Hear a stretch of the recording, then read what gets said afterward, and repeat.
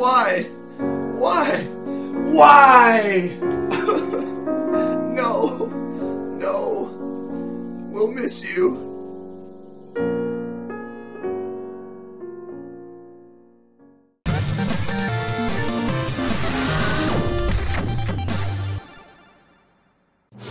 Why, EA? Why? Why do you have to torture us like this? You give us things that we love so much, but are just not quite there all the time. There's a long history of EA games being unfinished or just carbon copies of previous editions, and Star Wars Battlefront is no exception.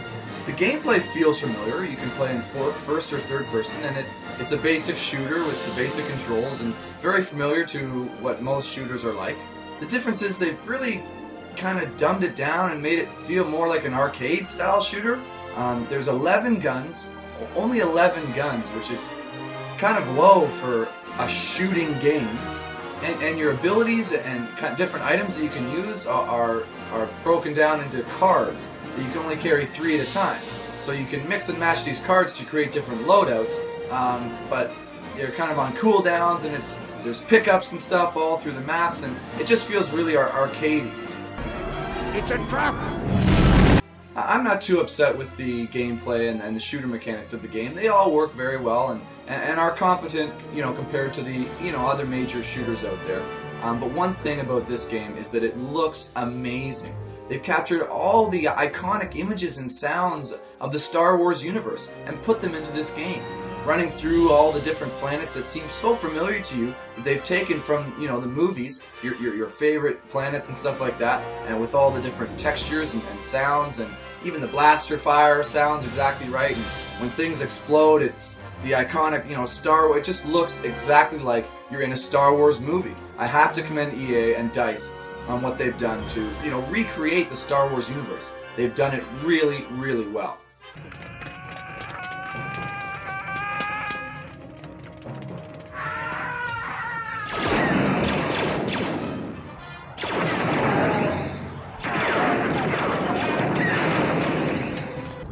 The game looks and sounds awesome, but is there anything else to this game? The simple answer is no. All the offline modes in Star Wars Battlefront are a complete joke. It's unbelievable that they thought it was okay to include this little content in a game that's this huge. There are 3 offline modes in Star Wars Battlefront. There's a short tutorial mode, there's a basic battle mode, and then there's a survival mode.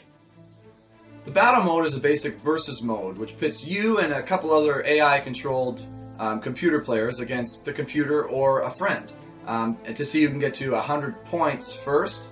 Okay, that sounds okay, but a couple things. There's no co-op mode, so you can't play with your friend against the computer. You have to play against each other or one against the computer, which doesn't make any sense. There's only 4 maps. Only 4 maps for this mode? Are you kidding me?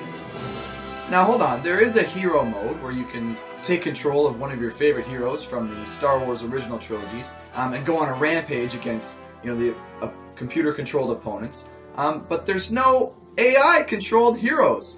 So this ends up just being you, one of the heroes, overpowered, taking out all the basic enemies and winning easily. Now, when you're playing with a friend, your friend can control a hero, but you have to go against each other. You can't go heroes with your friend on the couch with you against a couple other heroes. No, that would be too cool. Basically, the battle mode is just for you to run around and shoot things and kind of learn what each of the abilities are to build up for other modes in this game.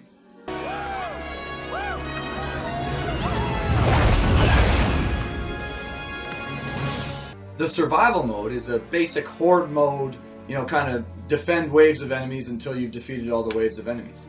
Kind of reminds me of Call of Duty Zombies, except in Star Wars Battlefront the mode ends after 15 rounds. They couldn't program in an endless mode. No, that would be too cool as well. Now this survival mode does have co-op, so it lets you go with your friend and take on these waves of enemies together. The only thing is once you do it once, maybe twice on each map, you'll be done with it.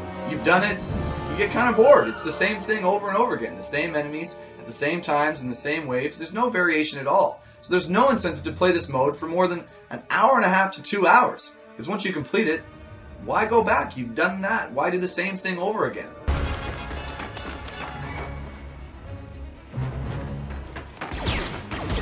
Really, EA? You're going to give us 3 basic, shitty offline modes when you're trying to follow up a franchise in Battlefront 1 and 2 that had incredible variation in their offline modes. They had an interesting campaign that you could at least, go through some sort of story mode with some missions and objectives. There was Galactic Conquest, which was my personal favorite in the series, where you could fight the other faction over a large galaxy map and try to take control of the entire galaxy, which was a ton of fun. Nope, that's not in this game.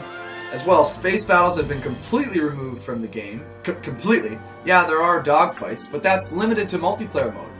What made the battles in the original Star Wars Battlefront 1 and 2 so interesting was that there were command posts, you could form front lines, and there was an obvious struggle for territory with using tactics to try to flank them and things like that to conquer the whole battlefield. There's nothing like that in the offline modes here in Battlefront. So if you're hoping for more of the same from this franchise, you're not going to get it.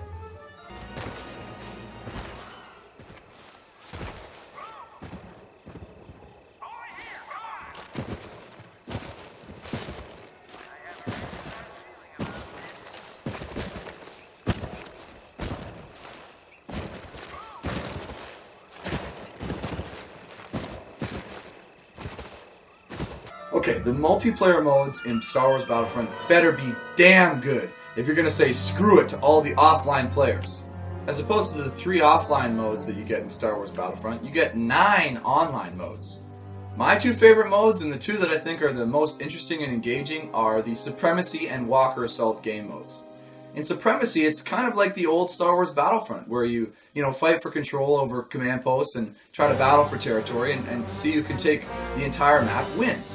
There is a time limit to kind of keep the games at a certain length, but after the time limit, whoever has the most territory wins the game. This Supremacy mode really reminds me the most, out of all the other modes, of the original Star Wars Battlefront 1 and 2. They have the command posts. They really make you feel like you're in a battle where you're fighting for territory, fight and hold strategies and trying to flank and using all different techniques, vehicles and kind of everything at your disposal. This is the kind of quintessential Battlefront mode. The other of the 2 modes is the Walker Assault mode. This is also a large 40-player battle where the rebels are trying to destroy the incoming walkers and the Imperials are trying to defend their walkers. The rebels need to go and gain access to satellite uplinks where they can call in their Y-wing bombers to come and leave the walkers defenseless with a bombing assault. The Imperials are, of course, trying to get these satellite uplinks as well to stop the rebels from, getting bombers in to take out their walkers.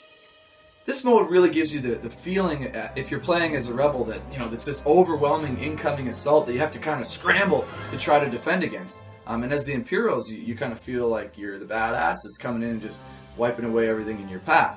And what's unfortunate is that the balance in the game kind of goes along to fit with that feeling. The rebels really have a tough time winning unless you have a really solid team, because the Imperials have all the vehicles and the walkers, of course, to help take out everybody along the way. And the Imperials win most of the time, which is really frustrating. The other 7 game modes are Cargo, Droid Run, Drop Zone, Blast, Heroes vs. Villains, Hero Hunt, and Fighter Squadron.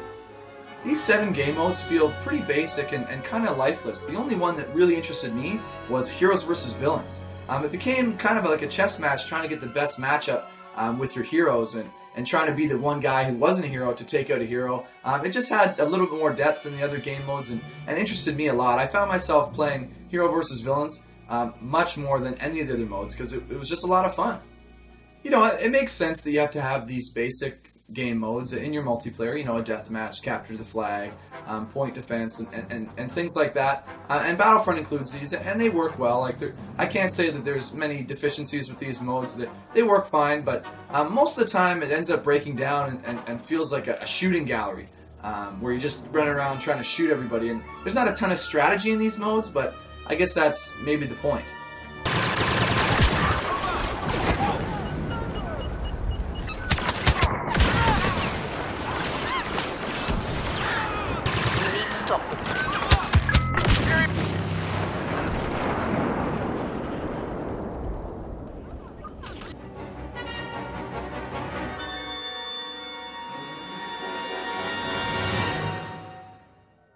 My biggest disappointment probably has to be Fighter Squadron. The space battle potential here was so high. All you needed to do was maybe add big flagships and go up into space and add a little bit more depth to these modes to make them really interesting. But instead, it ends up you just kind of flying around, looking for people to shoot, and then shooting, and then, oh, okay, you know, it ends up being kind of boring after a while.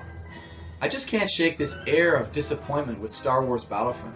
There was so much hype surrounding this game and so much potential following along in the series' footsteps and bringing us something so amazing, what we were hoping for, but it ended up falling way short and just being kind of average.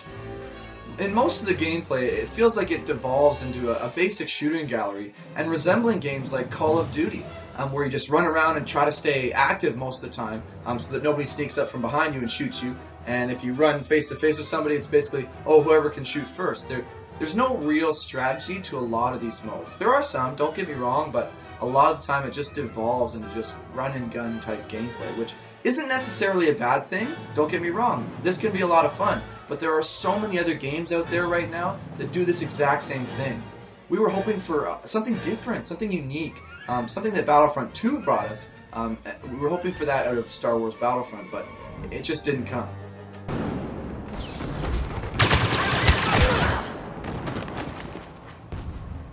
One thing that I have to mention in this review is this EA Season Pass. Here in Canada, the game is being priced at $80 for us, and the Season Pass is being priced at $70. Basically the same price as the full game for something we don't know what we're gonna get. To me, it's just crooked business tactics, trying to squeeze all the money out of the fans of this series' wallets. I might even prefer if you gave us everything at once and said, here, this is the best game we could come up with, $150. At least then I could make a choice. Do I want to buy the whole package, or do I not want to engage at all? Now, I've kind of bought Star Wars Battlefront, which was extremely disappointing, but could I make it better with some of the DLC? It just makes it's such a tough environment for fans of the series who want to play these games, but now they have to really pick and choose what they're going to play. Just the fact that they didn't bother to include it in the basic game brings me back to NHL 16. What, are we supposed to be just okay with the fact that you cut the game up in pieces and sell it to us at full price for each piece? No, EA, that's unacceptable. There are tons of other developers out there who have way better business practices and are giving their fans way more value with their game. I don't have to waste my time with all this bullshit from you. Star Wars Battlefront does have some good, and this good really holds this game up. It does provide a competent and really immersive Star Wars experience with all the sounds and the graphics and the iconic Star Wars imagery. Really makes you feel like you're in a Star Wars movie. It's awesome. But what really holds the game back is just the lack of any interesting features. There's no online or offline mode to speak of. Nothing offline for anybody to be interested in. You better have multiplayer if you're playing this game, or you're going to be extremely disappointed. And the multiplayer modes end up feeling kind of average, you know, with some good and some bad, and the gameplay resembling that of most other shooters around. So for that reason, my final verdict for Star Wars Battlefront is a 5 out of 10. An average game. I know I've hated on it a lot, but you know, there are good and there is a lot of bad about this game. But it ends up feeling like an average shooter game, comparable to most other first and third person shooters out there. The hype around Star Wars Battlefront has been so huge that a lot of people who, you know, don't play that many video games, friends of mine, have started asking, hey, Garrett, should I buy Star Wars Battlefront? And every time I've had to say no. I wanted so badly to say, yeah, I wanted to sing the praises of Star Wars Battlefront. Go get it, it's amazing. But I'm disappointed to have to say no. Don't go and get it, because it's an average game, 5 out of 10. It's pretty basic and really disappointing. And watch out, EA's smart. They're probably going to release a new Star Wars Battlefront every year to coincide with the movies and really hype up the release of everything to just squeeze all the last cent out of your wallet. I refuse to take part in it anymore. That's it for me. Unless EA really shows us something worth value, worth some money, then I think I'm done investing in this franchise. Well, that's it for Star Wars Battlefront. Don't forget to subscribe to our YouTube channel. Leave us a like or a comment below. Tell me what you thought. If you disagree, if you agree, let us know. We want to hear about it. I want to thank you guys for watching, and as always, we'll see you next time.